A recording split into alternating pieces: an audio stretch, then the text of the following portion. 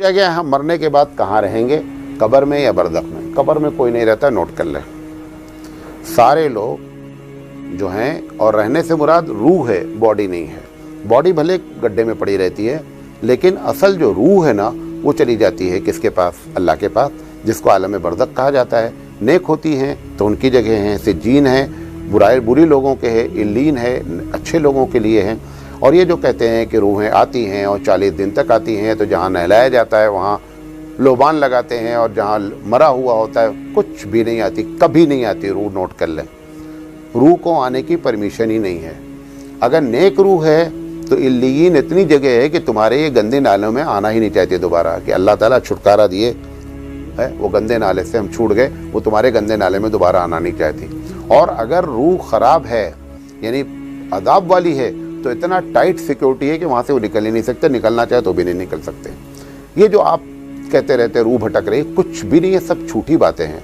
अब वो कभी कभी एक बात और कर देते हैं, क्योंकि जो मुशाहिदा होता है उसको इस तरीके से झूठ कह करके भी मसला नहीं हल होता है। एक मुशाहिदा है, एक आदमी को जिन लग गया, वो बोलता है मैं फ़लाँ हूँ, मैं मुझे सुसाइड किया है और फ़लाँ है। ये जितनी बातें हैं ना, वो आपके अक़ीदे को ख़राब करने के लिए वो शैतान होता है जो उसका नाम लेकर के बुलवाता है, ताकि तुम ये अक़ीदा रखो कि रूहें भटक रही हैं। वरना रूह भटकती नहीं है। रूह जहाँ चली गई, हदीस में क्या आता है कि जब नेक रूह होती है तो जैसे ही रूह निकलती है, फरिश्ते को पावर ही नहीं है रूह को इस दुनिया में रखने का, उसकी दुनिया अलग है। वो रेशमी रुमाल में रूह को रखती है और तेज़ी से लेकर के भागती है। और अगर बुरा होता है तो बदबूदार होता है और वो लेकर के फरिश्ता भागता है।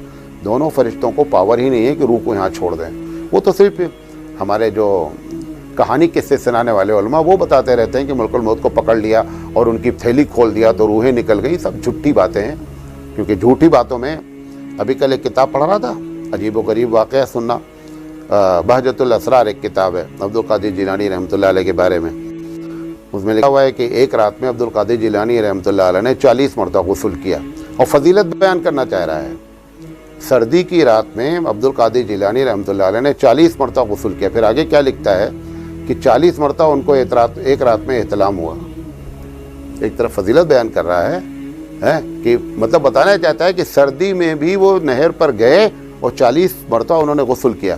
गुस्ल करने की वजह क्या लिखी हुई है? वजह लिखी हुई है कि हज़रत को 40 मरतबा एहतलाम हुआ। अरे यहाँ साल भर में तो 40 मरतबा होता नहीं यार, है? आदमी है या क्या है? फिर लोग भी सोचते हैं जब झूठ बोलना है तो दबा के बोलो यार, थोड़ा मोड़ा झूठ बोलने का क्या फ़ायदा है। उसी किताब में लिखा हुआ है, वो टॉपिक नहीं है, उसी किताब में लिखा हुआ है कि 15 साल तक अब्दुल कादिर जिलानी रहमतुल्लाह अलैह एक पैर पर इशा से लेकर फजर तक खड़े रहे, और 15 साल तक तो ये खड़े रहे, और 40 साल या 25 साल दोनों रवायतें हैं, हमेशा इशा के वजू से फजर की नमाज पढ़ते रहे। अच्छा, और उसी में ये भी लिखा है कि 40 मरतबा एहतलाम हुआ। देखें आप, उसी में ये भी लिखा है, और उसी में ये भी लिखा है कि फजर इशा के वजू से, अच्छा अगर एहतलाम से वजू मतलब वजू नहीं टूटता है, गुस्ल वाजिब हो जाता है। अजीब व गरीब बात है। आदमी जब झूठ बोलता है ना तो ये नहीं समझ पाता है कि कहाँ से पकड़ा जाए।